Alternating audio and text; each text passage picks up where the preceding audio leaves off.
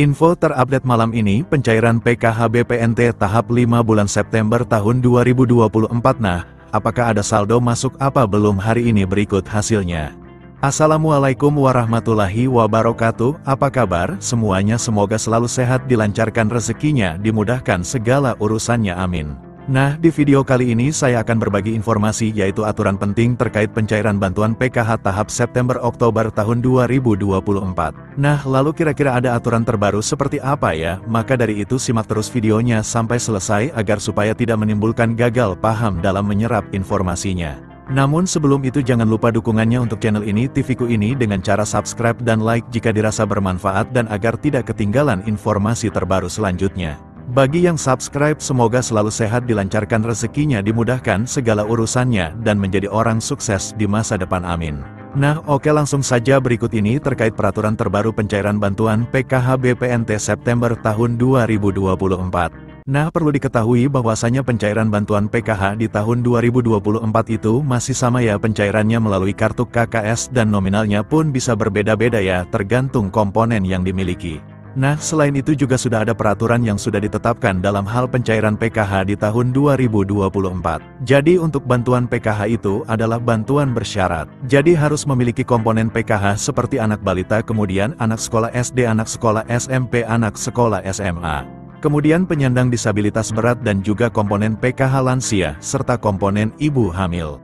Nah, kemudian ini ada beberapa kriteria untuk menentukan bantuan PKH BPNT-nya bisa cair atau tidak. Nah, jadi yang pertama peraturannya itu para KPM harus terdaftar di dalam DTKS. Jadi mulai dari anak balita SD, ibu hamil, kemudian anak SMP, anak SMA, penyandang disabilitas, dan lansia tersebut harus masuk di dalam DTKS dan aktif sebagai penerima bantuan PKH. Kemudian yang kedua, di dalam keluarga maksimal, hanya 4 komponen saja yang bisa masuk ke dalam bantuan PKH. Kemudian yang ketiga, prioritas bantuan PKH yang memiliki komponen datanya itu harus aktif ya, dan padan antara di DTKS dengan Dukcapil. Kemudian peraturan yang kelima, jika kalian terdaftar sebagai penerima bantuan PKH anak sekolah, baik itu SD, SMP maupun SMA, ini datanya harus terdaftar di aplikasi Dapodik sekolah masing-masing dan datanya badan dengan di DTKS, jadi tidak boleh ada perbedaan. Selanjutnya, yang keenam, untuk komponen PKH balita yang disebut sebagai komponen PKH balita itu adalah hingga anak yang kedua saja ya.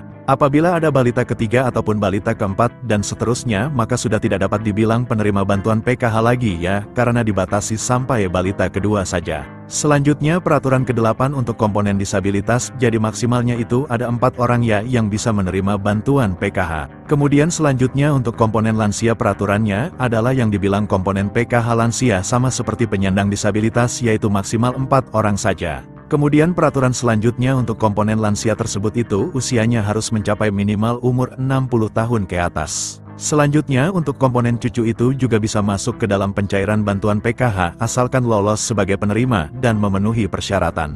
Kemudian peraturan selanjutnya untuk komponen ibu hamil, jadi yang dianggap atau dibilang komponen PKH ibu hamil adalah hanya sampai kehamilan yang kedua saja ya, jadi apabila memilih yang ketiga kalinya atau keempat kalinya itu sudah tidak bisa dapat bantuan PKH. Kemudian juga memiliki anak yang normal, yang bersekolah di jenjang SD, sedangkan untuk yang nominal penyandang disabilitas dan anak sekolah SD itu nominalnya berbeda-beda, lebih besar penyandang disabilitas SD.